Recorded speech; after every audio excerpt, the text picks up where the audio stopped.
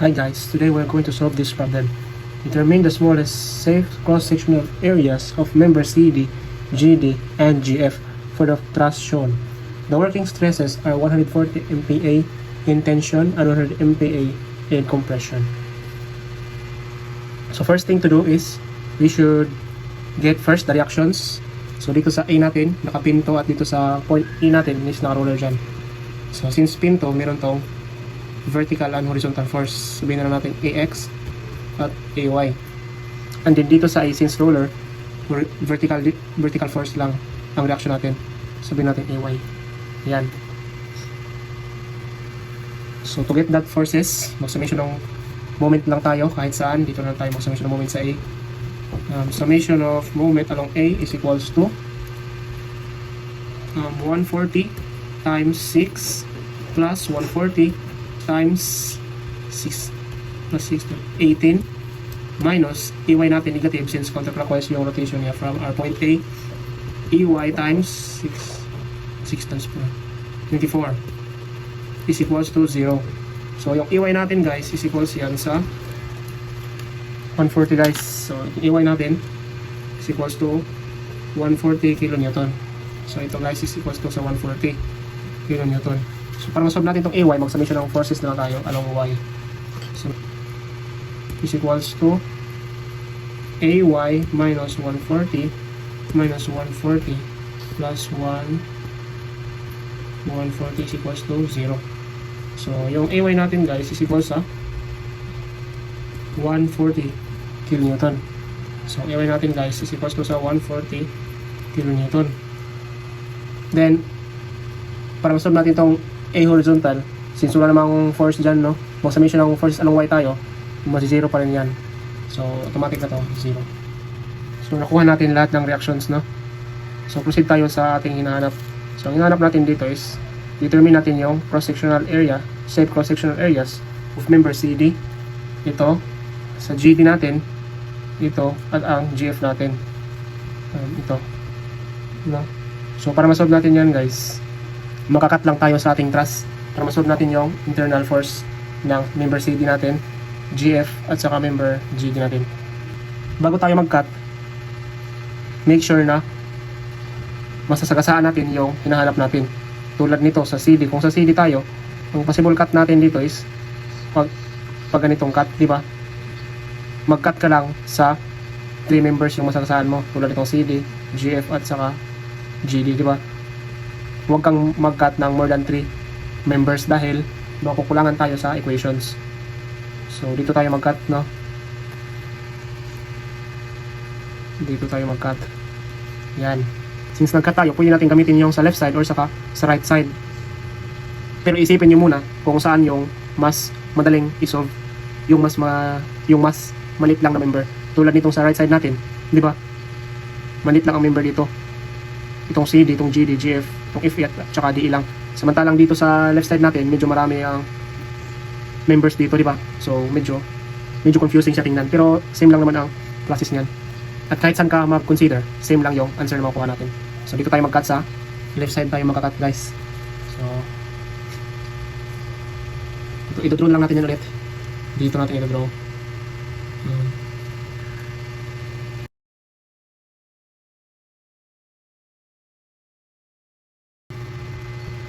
So yan na yung rear body diagram natin sa ating left side. So huwag natin kalimutan yung ratio natin sa ating mga slope. So itong member CD natin may slope dito na distance niya, vertical distance from D to C 6 to minus 4, so 2. So 2 dito guys. And then yung horizontal distance niya from point C to D is 6 meters. So yan yung slope natin dyan. So itong slope din natin sa member CD natin, vertical distance natin 4, tsaka horizontal distance na 6. So yan. Since meron tayong 3 unknowns dito, masosolve natin yan, no, dahil makakabuo tayo dito ng 3 equations din. Summation ng moment at saka summation ng force horizontal and summation ng force vertical. Diba? So sapat na yung mga equations natin para masolve yung mga unknowns. As well as kung i-consider natin dito sa left side, same lang yung numbers of unknowns natin at numbers of equations. So masolve din natin ang mga unknowns, no? So ito, summation ng moment lang muna tayo along. Ang technique dyan guys is mag-summation ng moment kayo doon sa mas maraming unknown. Gaya nitong sa point P natin, kung mag-summation ng moment tayo dyan, meron tayong anon dito na itong CD at itong sa GD, di ba? So, dyan yung best choice natin mag-summation ng moment. Halimbawa dito kung sa F tayo, isa lang man ang anon dito, ito member FG lang, no? So, dito tayo sa point B. Summation ng moment at point B is equals to negative 140 times 6. Ito guys, negative 140 dahil pa-counterclockwise siya, and then vertical distance 6. Then minus, plus guys, FG times 4. Ito guys, ilagay na natin ito na force FG. Ito ay GD, ito ay CD. Yan, FG times 4. So wala na moment natin dito sa 140 dahil wala na siyang perpendicular distance, di ba? So 0 dyan, wala nang iba. So masum natin yung FG natin na agad.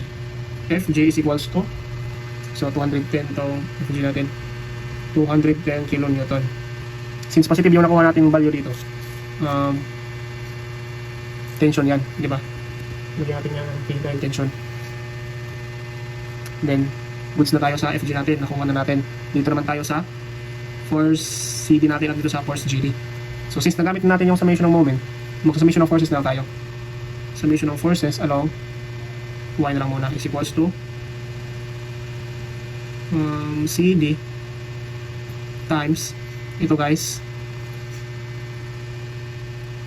2 over yung magnitude natin square root ng kunin lang muna natin itong mga magnitude ng ating ratio guys. So i-square root lang natin yung 2 squared plus 6 squared. So 6.325 guys, 6.325. At ito din sa GD natin 7.21. So medyo malakas yung tinta ng ballpen natin guys. So ito, since vertical yung consider natin, over magnitude natin na 6.325. Yan, minus, since mababa itong GD natin, GD times 4 over 7.21. Then minus 140 plus 140 is equals to 0. So yan guys, masolve na natin yung hindi pa pala natin masolve. So makancel itong 140 natin, di ba? So ang tira na lang dito is na-calculate na lang muna natin. 0.3162 CD minus 0.5548 GD is equals to 0. So 0.3162 CD is equals to 0.5548 GD. Then ang CD natin is equals to 1.7546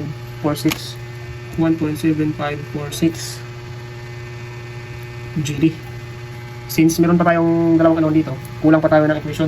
So ano yung kulang natin? Yung summation of forces along X, di ba?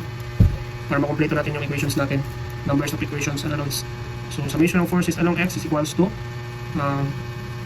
CD pa din, pero negative na to guys, dahil yung direction nila is to the left, di ba? Negative CD times, yung consider natin dito kasi itong 6 na, dahil horizontal ang ating consider, 6 over 6.325 minus pa din dahil pa left, GD times 6 over 7.21 minus yung FG natin na 210 is equals to 0. Yan, negative 0.9486 CD minus 0.832 GD minus 210 is equals to 0. Yan guys. So meron tayong anong dito na CD at GD, dito rin may anong tayo na CD at GD. Masolve na natin yung dalawang anons natin. Pwede natin yung i-direct calculator guys. Magamit lang tayo ng 2 equations to anon. So turuan ko kayo. Dito lang sa mode guys. Then dito sa number 5, 2 anon, 2 equation 1. So ang A natin, dito na lang tayo. Ang A natin, ilit natin na yung CD natin. So 1, di ba? 1 yung coefficient natin.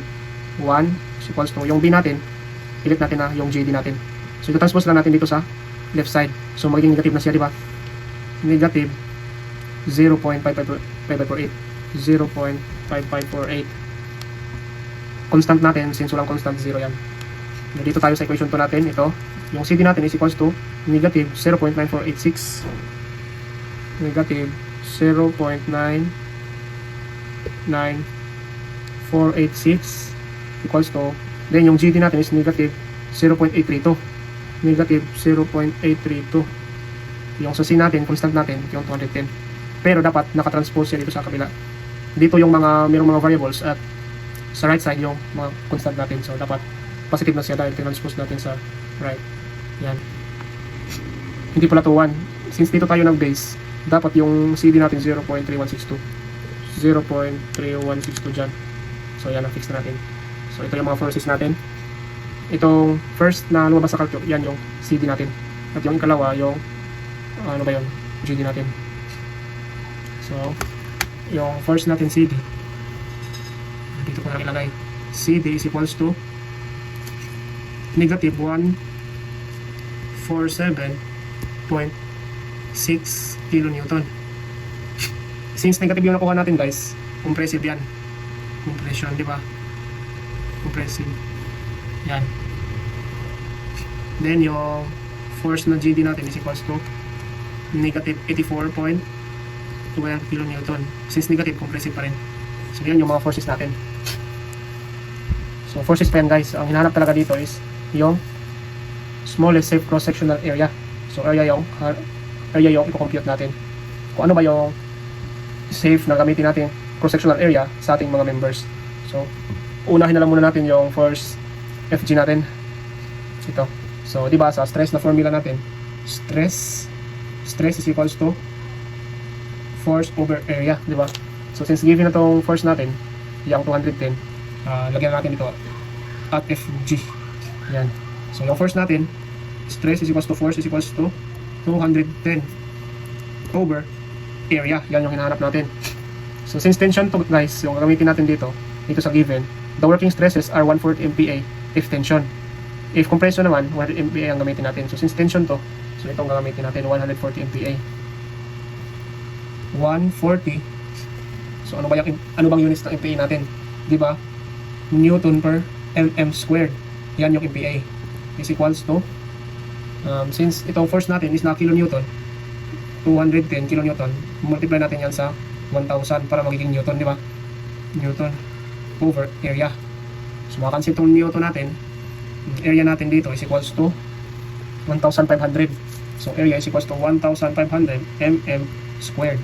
So yan yung safe cross-sectional area natin sa member FG natin. So dito naman tayo at CD. So same formula, stress equals to force over area. Since dito sa CD natin guys, nakuha natin na value is compressive, di ba? So ang gamitin natin, ang working stress natin dito is itong 100 MPa. 100 Newton per mm squared. So yan yung MPa guys ha, huwag yung kalimutan. Is equals to force natin na 147.6 times na natin ng 1,000 para maging Newton over area. So cancel ang Newton. So area natin guys is equals to 1476. Area natin is 1476 mm squared. So yan yung area natin, FG, area CD. So finally yung sa member GD natin, yung area natin dyan is this. So since ang nakuha natin dito is still compressive, ang working stress natin dyan is itong 100 MPa pa rin.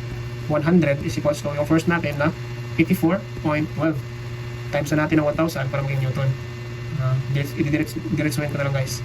Yung area natin dyan is equals to 841 mm squared. So area natin sa ating GD is equals to 841 mm squared. So yan na yung mga final answers natin guys.